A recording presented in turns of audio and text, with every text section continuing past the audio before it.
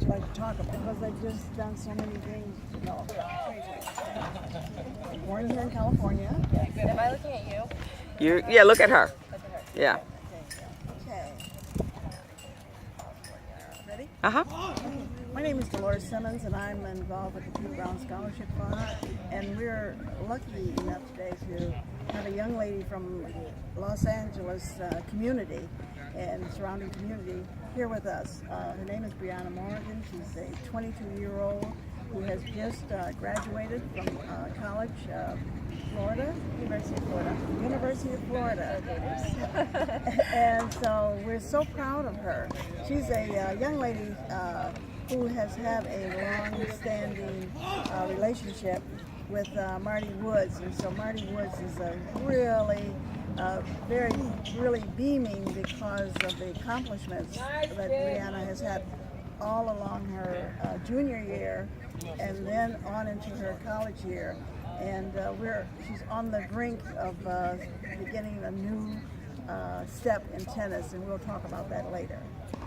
I wanted to talk to Brianna because I know that family is very important to Brianna, and have her talk about how her tennis journey and along with how the importance of the family is on this journey, starting when you're very young and then all the way up into adulthood.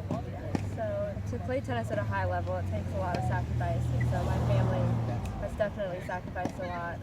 My parents have always been very supportive of me playing tennis, me and my older sister. Who's a very accomplished player also. Yes. So my dad, I mean, he's on the court with us all the time.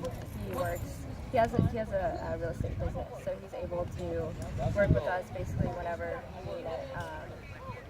And my mom's there every weekend at all of our tournaments, no matter how far away they were. She worked every day, but was always had dinner ready for us as soon as we came in from practice. I mean, she worked so hard behind the scenes, and my dad was kind of more in front of the scenes, but both of them have sacrificed so much for us, so really appreciate that.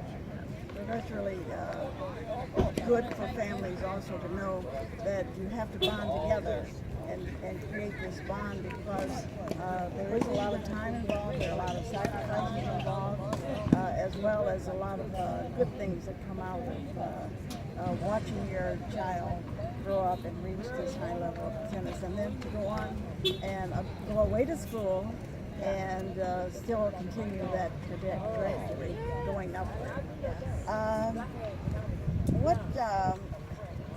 We had a discussion before our interview, and one of the questions I posed to you, what was the train did you see as a turning point in while you were training?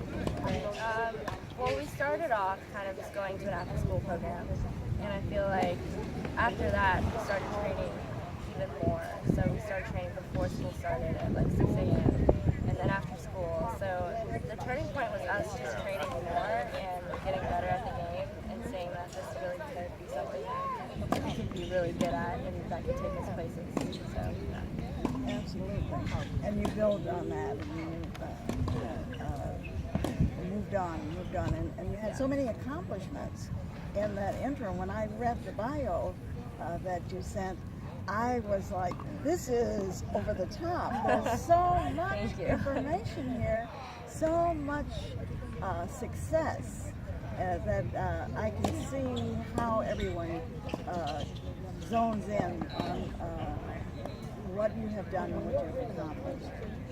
I'd like to know, how do you prepare yourself? You talked about the family and your mother having dinner ready when you're there, and that. But how do you prepare yourself to go on the court and then to maintain such a high level of playing? I think that's a great question because preparation is really key. It's huge to being able to actually act out what you want to act out. So I know for me, I get a lot of rest. I know when to say no to things. As far as I've had 4 hours of practice today, and I'm not going to go out and be out late. Sleep is very important to me. I like to sleep a lot, so that's definitely a huge thing that goes into my preparation. It's just knowing when to rest and when not to, but definitely having that balance. Yes, that keeps you even keeled because the rest also prepares you for the next day. It's not just for the moment, but it's an ongoing way of maintaining yourself on an even keel, getting that rest. And you talked about how you know that it's very important that you know that you need the rest. Yes. And knowing your own body and knowing what you have in front of you and learning how to gauge that. Yeah, that's important because everyone's different. Absolutely. I guess just knowing yourself and what you need is really important to being able to be prepared. Yes.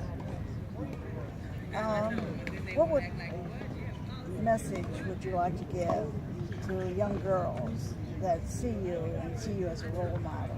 And certainly that you're a role model to people that you've met, and also the people that you have competed against. Because once you become a winner, then people want to know and aim for, I want to be like her. What would you say to young girls who would like to follow the path of being successful in this game of tennis? I would tell them to have fun. I know it sounds really cliche, but that's definitely something that has to be there because if you're not gonna enjoy what you're doing, you're not gonna want to be there. And so making sure that you're actually enjoying being out there is really, really important. Also, to know that not every day is going to be perfect in practice or in matches. There are going to be days where maybe your forehand isn't working, your backhand isn't working, whatever it may be, and you're going to want to leave the court. So you're going to want to, just walk out and walk away, but really staying out there and working those things out, I think is very important. So just knowing that there's going to be days where it's not going to be fun, but to persevere through those and continue to just push yourself and believe in yourself. And yeah, I think that would be the most important message. And sort of in back of that is also, it seems what you're saying is, when you say every day is you're not going to win, but you also have to learn how to accept the losses. Right. Yes. Exactly. And that's very hard for a lot of people. They begin to get down on themselves, and then it becomes very self-defeating rather than being okay.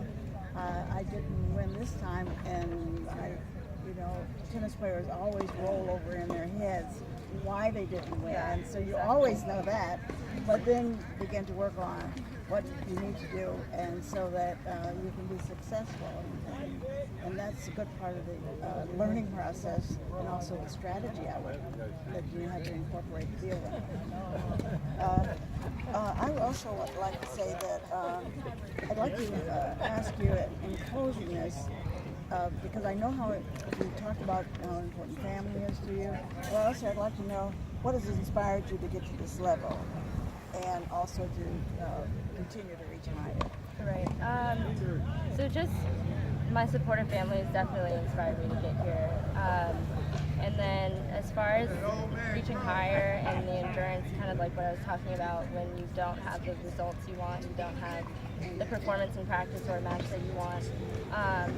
Really what's helped me is just knowing where my true identity lies, not finding my identity in my sport and whether I'm winning or losing, but knowing that I'm a child of God and I'm still accepted and loved whether I'm winning or losing. That's definitely helped me so much because when you don't really know who you are outside of tennis, and if you're losing, that can really get you down, really make you want to quit, make you depressed, whatever it may be. But when you know tennis is something I do, it's not me, that really helps you to just push on, I guess. When you know that you can keep pushing on. I mean, it's not who you are, it's just something you do. So, yeah. Great. Well, I'd like to close on that note because there's no higher level than understanding from whence we come, from whence our talents come.